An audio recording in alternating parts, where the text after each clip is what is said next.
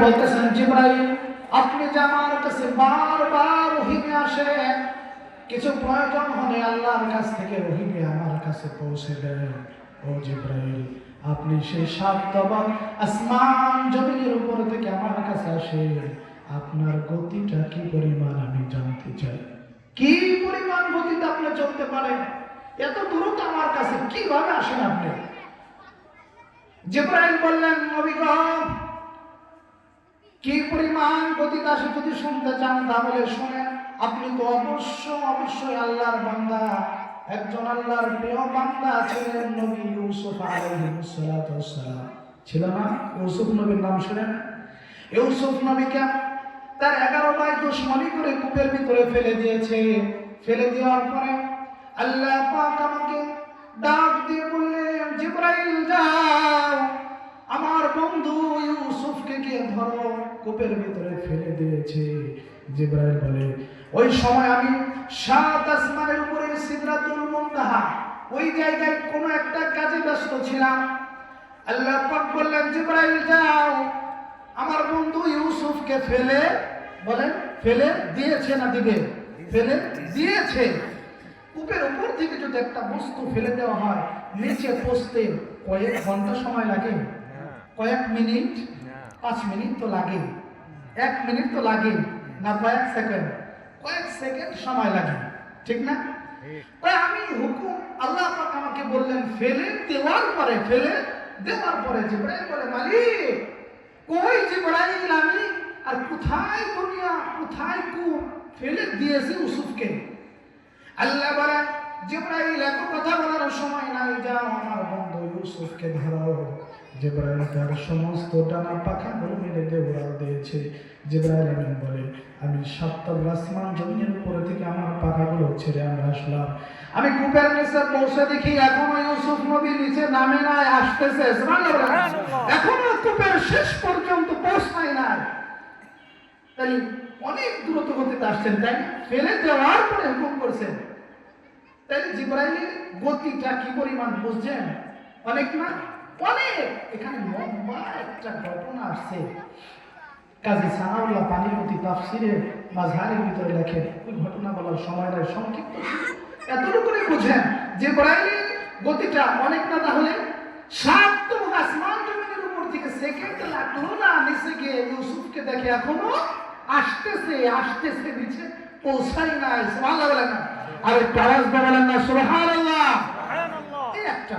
এবার শুনেন, এই কিতাবের ভিতরে আসছে আরেকবার জিবরাইল আমিন নবীজির কাছে আসছেন, নবীজির কাছে আসছেন। নবীজি বলেন, জিবরাইল, ও ভাই জিবরাইল, আজকে আমি আপনার পা থেকে মাথা পর্যন্ত সমস্ত বডিটা একসাথে দেখতে চাই। জিবরাইল ফেরেশতা অনেক সময়, বেশিরভাগ সময় দাহিয়াতুল কলবি নামক ফেরেশতার সুরত ধরে আসতেন। সাহাবী দাহিয়াতুল কলবি নামক সাহাবীর রূপ ধরে আসতেন। অনেক সময় অপরিচিত মানুষের রূপ ধরে নবীর কাছে আসতেন। নবীজি বলতেছেন, জিবরাইল, আজকে আপনি কোন মানুষের সুরত ধরবেন না, আজকে আপনার আসল রূপে পা থেকে মাথা পর্যন্ত আমি একসাথে দেখতে চাই। জিবরাইল বললেন, নবী গো, এটা সম্ভব না, এই ছোট্ট পৃথিবীতে আমার এই পুরা বডিটা জায়গা হবে না। সুবহানাল্লাহ, আওয়াজ দিয়ে বলেন না সুবহানাল্লাহ? এই পৃথিবীতে জিবরাইলের বডি জায়গা হবে না, তাও আপনি দেখতে চেয়েছেন। তাহলে নবী গো, আপনি একটু চক্ষু বন্ধ করেন। চক্ষু বন্ধ করেছেন, জিবরাইল আমিন চলে গেছে। চক্ষু খুলে নবীজি দেখতেছেন আসমানটা মেঘ আসলে, মেঘ আসার আগে আমরা গ্রাম্য ভাষায় বলি কায়লা করেছি, ঠিক না? মেঘাচ্ছন্ন হয়েছে, এরকম কালো হয়ে গেছে, অন্ধকার। কিছুক্ষণ পরে জিবরাইল আসছেন, নবী গো, কি দেখছেন? কি দেখলেন আপনি? নবী গো, জিবরাইল ভাই, আমি তেমন কিছু দেখি নাই, আমি লক্ষ্য করে দেখলাম আপনি এখানে থাকা অবস্থায় আসমানের অবস্থা কিরকম ছিল, আপনি এখান থেকে চলে যাওয়ার পরে আসমানটা অন্ধকার হয়ে গেছে। জিবরাইল ডাক দিয়ে বলে, নবী গো, আমি আমার একটা ডানা দিয়ে এখান থেকে চলে যাওয়ার পরে আমার একটা ডানা আমি মেলে দিয়েছিলাম, একটা ডানা মেলার কারণে পুরো আসমানটা অন্ধকার হয়ে গিয়েছিল। এরকম একটা না, 600 নূরের পাখা আল্লাহ পাক আমাকে দিয়েছেন। তাহলে এই 600 নূরের পাখা যদি আমি মিলি, আমার এই পুরা বডি এই পৃথিবীতে জায়গা হবে না। সুবহানাল্লাহ বলেন না, সুবহানাল্লাহ বিহামদি। তাইলে জিবরাইল ফেরেশতার গতি বুঝছেন কতটুকু? 1 সেকেন্ড সময় লাগে না সে সিদরাতুল মুনতাহা থেকে দুনিয়ার কূপের নিচে যাইতে। তার বডিটাও তো শুনলেন কত বড়, পৃথিবীতে জায়গা হবে না। এখন সহজ হবে, জান্নাতটা কত বড়। জিবরাইল আমিন আল্লাহর কাছে বললেন, প্রভু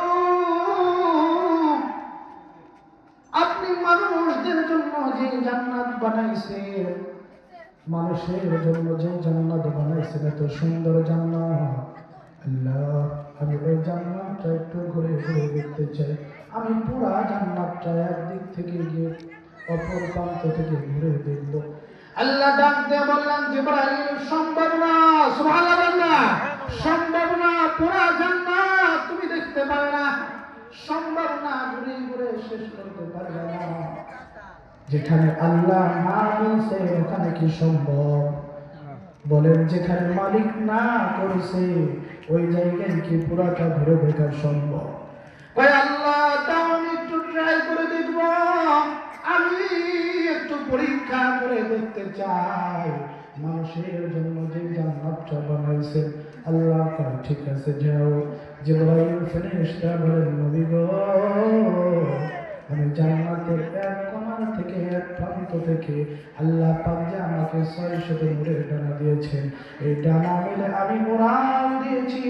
উড়তে উড়তে এমন একটা জায়গায় গিয়ে বসলাম যে ওই জায়গায় যাওয়ার পরে আমার শরীর আর চলে না, আমার বডি আর কাজ করতেছে না, আমার গায়ে আর শক্তি নাই, আমি আর উড়তে পারি না, আমি আর সামনের দিকে যেতে পারি না। এবার আল্লাহকে ডাক দিয়ে বলেন, আল্লাহ আপনি তো বলছেন সম্ভব না, তাই কি সম্ভব? না না সম্ভব না। তবে আমি ট্রাই করে দেখলাম, আমার এই যে 600 নূরের ডানা দিয়েছিল, আমি আমার এই 600 নূরের পাখা দিয়ে উড়ে উড়ে এত গতি দিয়েছেন, ওই গতি দিয়ে উড়ে আমি কতক্ষণ পর্যন্ত আসতে পারি এটা পরীক্ষা করার জন্য আমি এই পর্যন্ত আসছি। তবে মালিক আপনি বলেন, আল্লাহ আমি উড়ে উড়ে কোন পর্যন্ত আসলাম? কিতাবের ভিতরে আছে, বুখারী শরীফের ভিতরে 100 বছর না, 200 বছর না, 70,000 বছর পর্যন্ত জিবরাইল ফেরেশতা উড়েছে। আওয়াজ দেবেন না সুবহানাল্লাহ। কত বছর? 70,000 বছর উড়ে আসছেন। যারা 1 সেকেন্ড সময় লাগলো না সিদরাতুল মুনতাহা থেকে কূপের নিচে পৌঁছতে, 70,000 বছর উড়ে এসেছেন। তাহলে কি অল্প একটু জায়গা উড়েছেন? আল্লাহকে ডেকে বলে, মালিক কি পরিমাণ, কতটুকু জায়গা আমি উড়ে আসলাম? আপনি বলেন, আল্লাহ ডাকবে, জিবরাইল তুমি শুরু থেকে যেই জায়গায় তুমি বসে আছো এই পর্যন্ত কয়টা খুঁটি অতিক্রম করেছো? জিবরাইল বলেন, আল্লাহ আমি শুরু থেকে এই পর্যন্ত মাত্র 2টো খুঁটি অতিক্রম করেছি। 70,000 বছর উড়ে 2টো খুঁটি জান্নাতের অতিক্রম করেছে। আল্লাহ ডাক দিয়ে বলে, ফেরেশতা আমার নেককার বান্দা বান্দীদের জন্য যেই জান্নাত আমি রেখে দিয়েছি, 70,000 বছর উড়ে 2টো খুঁটি তুমি অতিক্রম করেছো। এইরকম একটা না, 2টা না, 3টা না, আরো হাজার হাজার অসংখ্য খুঁটি আরো সামনে রয়েছে। সুবহানাল্লাহ। 70,000 বছর উড়ে মাত্র 2টি খুঁটি অতিক্রম করলেন, আরো হাজার খুঁটি সামনে আছে। জান্নাতটা ছোট হবে? বলেন ছোট হবে? না না, এই জান্নাতকে দেখে রাজি তুমি হাত তুলে আল্লাহকে দেখান। লিল্লাহি তাকবীর, নারায়ে তাকবীর। এই জান্নাতকে দেখে সবাই রাজি কিনা?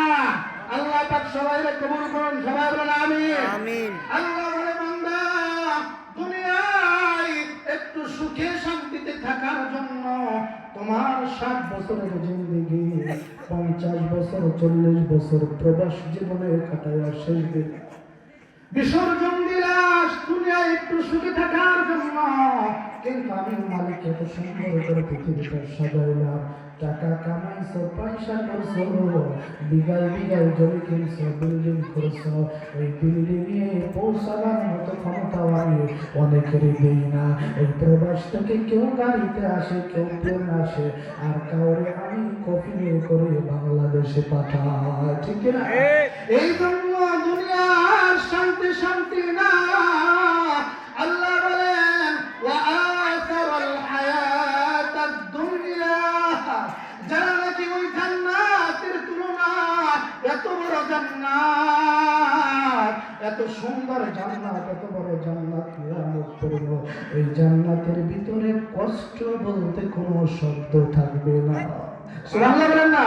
লা ইয়াসমাউনা ফিহা লাগওয়া ওয়ালা কিযাবা।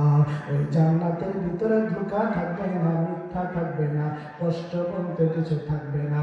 আল্লাহ বলে পৃথিবীর মানুষেরা তোমরা যারা ওই জান্নাতের তুলনায় দুনিয়াকে প্রাধান্য দাও, দুনিয়ায় সব কিছু মনে করো, ওয়া আসারাল হায়াতাদ দুনিয়া, তাহলে তোমরা মনে রাখো তোমাদের স্থান হইল ফাইনাল জাহিম,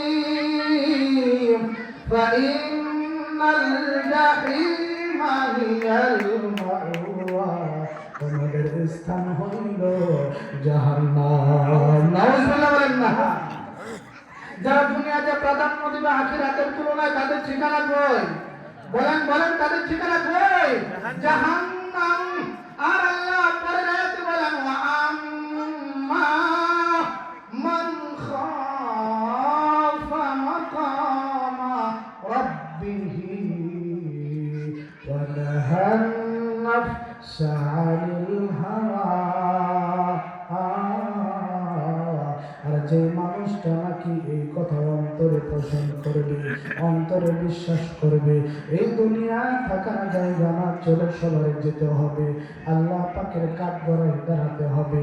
আল্লাহর ভয় যার অন্তরে আছে, এরা মৃত্যুর পরে এদের ঠিকানা হবে ফাইনাল জান্নাতা হিয়াল মাওয়া, এদের ঠিকানা হবে জান্নাত। সুবহানাল্লাহ। এই যে এত বড় জান্নাত আমরা সবাই যেতে চাই না ইনশাআল্লাহ? সবাই যেতে চাই বাজান? তাহলে দুটো আমল দিয়ে আমি শেষ করব। করবেন তো ইনশাআল্লাহ? দুটো আমল এখানে ওলামায়ে কেরাম আছেন, আমার সাথে যাদের পায়ে ধুলার সময় মনে মনে আমি না, আমার উস্তাদের আলেম এরকম, আমি ছোট্ট মানুষ, সেই দূর থেকে আসছি, এই জন্য আমি আপনাদেরকে দুটো মেসেজ দিয়ে যাই। আমল এত বড় জান্নাত তো চাই। নবীজি বলেন পৃথিবীর মানুষ একটা আমল আছে, যদি করতে পারো, ওই আমলটা যদি করো, জান্নাতের মাঝে আর তোমার মাঝে মাঝখানে একটা মাত্রই প্রাচীর, একটা মাত্রই বাধা, একটা মাত্রই দেওয়াল থাকে, অর্থাৎ মৃত্যুটাই শুধু বাধা। মৃত্যুবরণ করার সাথে সাথে আল্লাহ পাক তোমাকে জান্নাতে দিয়ে দিবেন। সুবহানাল্লাহ। কয়টা আমল? কয়টা আমল? একটা আমল আছে এরকম। আমলটা কি? আল্লাহ নবী বলেন ফরজ নামাজ আদায় করার পর আসসালামু আলাইকুম ওয়া রাহমাতুল্লাহ, আসসালামু আলাইকুম ওয়া রাহমাতুল্লাহ, ফরজ নামাজ আদায় করার পরে যদি কেউ আয়াতুল কুরসি পড়ে, পারেন না ইনশাআল্লাহ? যারা পারেন না আপনাদের কপাল ভালো, এই এলাকায় একটা মাদ্রাসা আছে, ছাত্রদের থেকে উস্তাদদের থেকে আয়াতুল কুরসিটা শিখে শিখে প্রত্যেক নামাজের পরেই পড়বেন, পড়লেই মৃত্যুর সাথে সাথে জান্নাত। সুবহানাল্লাহ বলেন। পড়বো তো ইনশাআল্লাহ? শিখবো তো? নাম কি? নাম কি আয়াতুল কুরসি? নাম কি? আল্লাহু লা ইলাহা ইল্লা হুয়াল হাইয়ুল কাইয়্যুম লা তা'খুযুহু সিনাতুন ওয়া লা নাওম। লম্বা একটু, ঠিক না? আমরা এটা শিখে নেব। আরেকটা আমল, জান্নাত জাহান্নাম। আমরা অনেকেই বলি বাজার জান্নাত হইল 8টা আর জাহান্নাম হইল 7টা। এই কথাটা গলত। জান্নাত 8টা না, জাহান্নামও 7টা না। তবে দরজা হবে জান্নাত একটা, জাহান্নাম একটা। তবে দরজা হবে অনেকগুলি, দরজা হবে অনেকগুলি। নবীজি বলেন যে জান্নাতের 8টা দরজা এক শ্রেণীর লোকের জন্য একসাথে খোলা হবে এবং ফেরেশতারা ফুলের মালা নিয়ে, 1000 রকম ফুল নিয়ে তাদেরকে আহলান সাহলান মারহাবা বলে তাদেরকে আমন্ত্রণ করবেন, তাদেরকে ডাকতে থাকবেন। একটা আমল এরকম আছে, যদি করতে পারে ওই 8টা জান্নাতের দরজা দিয়ে যেটা দিয়ে ইচ্ছা সেটা দিয়ে সে প্রবেশ করতে পারবে। সুবহানাল্লাহ বলেন। এরকম আমল কয়টা? একটা আছে। এরকম আমল কয়টা? একটা আছে। আমলটা হচ্ছে, নবীজি বলেন কোন মানুষ ওযু করে, কি করে? ওযু বিসমিল্লাহির রহমানির রহিম বলে ওযু শুরু করে। ওযুর মাঝখানে কিছু কথা বলবে না, কোনো প্রকার কথা বলবে না। ওযুর মাঝখানে কথা বলা মাকরুহ। ওযু বিসমিল্লাহ বলে শুরু করলে ওযু করার সময় যে অঙ্গ প্রত্যঙ্গগুলো ধোয়া লাগে, আল্লাহর নবী বলেন প্রত্যেকটা অঙ্গ প্রত্যঙ্গ ধোয়ার সাথে সাথে আমার বান্দা, আমার উম্মতের জীবনের গুনাহগুলো ঝরে যায়। এজন্য কথা বলা যাবে না। বিসমিল্লাহ বলে যদি কেউ ওযু শুরু করে, ওযুর শেষে যদি আসমানের দিকে তাকিয়ে শাহাদাত আঙ্গুলের ইশারা করে পড়ে, আমার সাথে বলেন আশহাদু আল্লা ইলাহা ইল্লাল্লাহু ওয়া আশহাদু আন্না মুহাম্মাদান আবদুহু ওয়া রাসূলুহু। এটার নাম কি? কালেমায়ে শাহাদাত। এটার নাম কি? কালেমায়ে শাহাদাত। বিসমিল্লাহ বলে শুরু করবে, কথা না বলে ওযুর পরে আসমানের দিকে শাহাদাত আঙ্গুলের ইশারা করে কালেমায়ে শাহাদাত পড়ে। এরকম যদি আমল করতে থাকে, নবী আমার কয় ওই মানুষটা মৃত্যুর সাথে সাথে জান্নাতের 8টা দরজায় তার জন্য খুলে দেওয়া হয়। সুবহানাল্লাহ। এই জন্য আমল করবো না ইনশাআল্লাহ। খুবই সহজ। এখানে যারা আছি ছোট বড় সবাই আমরা